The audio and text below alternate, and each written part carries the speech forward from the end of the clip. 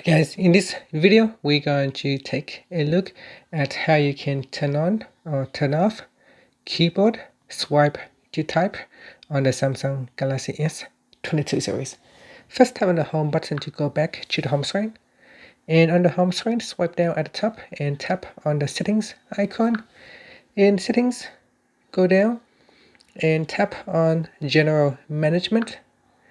Next, tap on Samsung keyboard settings and then go down and tap on swipe, touch, and feedback. In here, tap on keyboard swipe controls.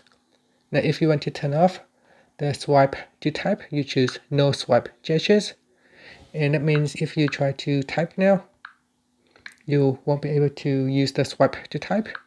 And in here, if we switch it on,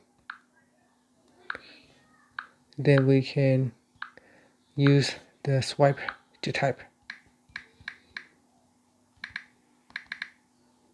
And that's it. So that's how you can turn it on or off via your Samsung keyboard settings in the swipe, touch, and feedback in here.